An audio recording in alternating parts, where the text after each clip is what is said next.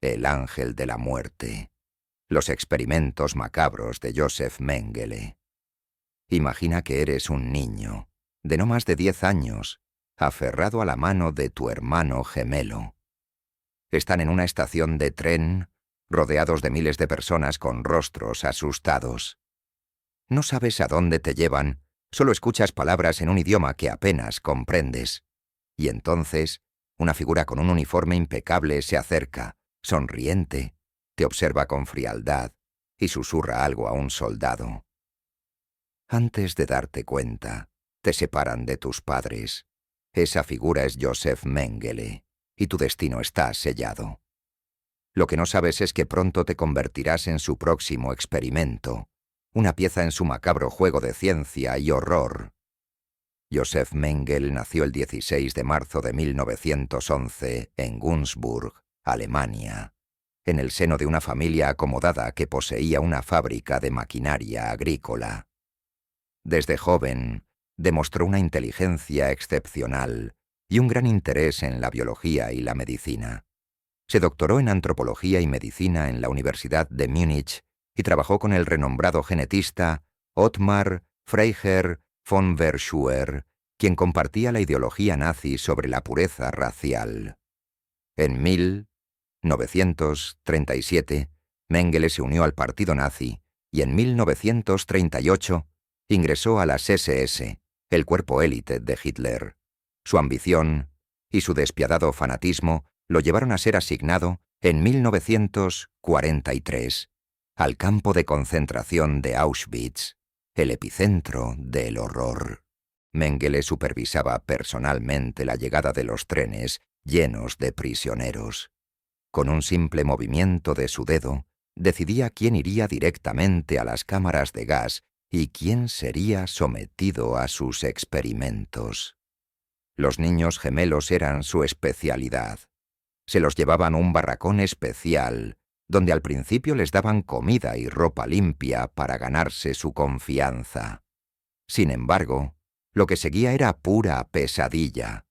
Mengele inyectaba sustancias en sus ojos intentando cambiar su color. Los abría en cirugías sin anestesia y en ocasiones los cosía entre sí para crear siameses artificiales. Si uno de los gemelos moría, el otro era asesinado para un estudio comparativo. En una ocasión, cosió a 2 niños por la espalda, fusionando su carne en un intento retorcido de crear un solo cuerpo. Los niños agonizaron durante días antes de morir en una terrible agonía.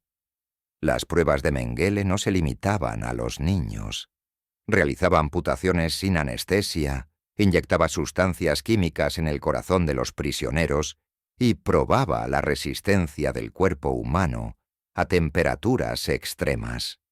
A las mujeres embarazadas las diseccionaba vivas para estudiar el desarrollo fetal, y a algunos prisioneros les inyectaba enfermedades mortales solo para observar su progreso. Para Mengele, el dolor no era más que una variable en sus macabros estudios. Uno de sus experimentos más inhumanos consistía en probar la resistencia humana al frío. Sumergía a prisioneros en agua helada durante horas, observando cuánto tardaban en morir. En otro experimento, introducía a los sujetos en cámaras de baja presión para simular grandes altitudes, lo que causaba embolias y hemorragias internas. También les inyectaba sustancias corrosivas para observar cómo se descomponía el tejido vivo en tiempo real. En una de sus pruebas más crueles, Mengele encerró a varios prisioneros en una cámara hermética y liberó gas venenoso en dosis variables. Observó fríamente cómo el cuerpo humano reaccionaba a diferentes concentraciones de toxinas, tomando nota de los síntomas de agonía en cada fase de la intoxicación. Algunos vomitaban sangre, otros convulsionaban durante horas antes de morir. Mengele también estaba obsesionado con la herencia y la genética. Realizó experimentos con enanos y personas con deformidades para entender su origen y desarrollar teorías raciales. Muchos de estos individuos fueron sometidos a mutilaciones, extracciones de órganos y pruebas de resistencia al dolor extremo. A algunos los operaba sin anestesia, extrayéndoles órganos para ver cuánto tiempo sobrevivían. Cuando el Ejército Rojo liberó Auschwitz en enero de 1945, Mengele huyó disfrazado de soldado raso. Se refugió en Alemania por un tiempo y luego escapó a Sudamérica con ayuda de la red de exiliados nazis conocida como Odessa. Se instaló en Argentina, donde vivió con comodidad gracias a la ayuda de simpatizantes nazis. Sin embargo, cuando la presión internacional aumentó, se trasladó a Paraguay y finalmente a Brasil, siempre bajo identidades falsas. Durante décadas, Mengele evitó la captura, a pesar de los esfuerzos de cazadores de nazis como Simon Wiesenthal y los servicios secretos israelíes del Mossad. Se dice que continuó con sus experimentos en pequeñas comunidades rurales de Brasil, donde habría trabajado con médicos locales para aplicar su conocimiento siniestro en prácticas clandestinas. En 1979, mientras nadaba en una playa de Brasil, sufrió un derrame cerebral y se ahogó. Su cuerpo fue enterrado bajo un nombre falso, y su identidad solo fue confirmada años después mediante análisis de ADN. Así terminó la vida del hombre que encarnó uno de los horrores más atroces de la humanidad, sin haber sido jamás llevado ante la justicia. Reflexión final. La sombra de Auschwitz. Ambientación de viento helado y ecos de voces susurrantes.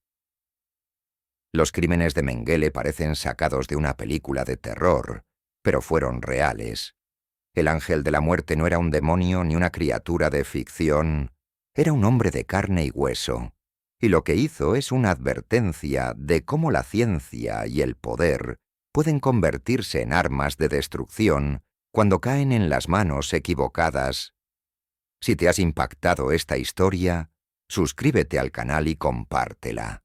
Historias como esta no deben ser olvidadas, porque el verdadero terror no está en los fantasmas ni en los monstruos, sino en el ser humano.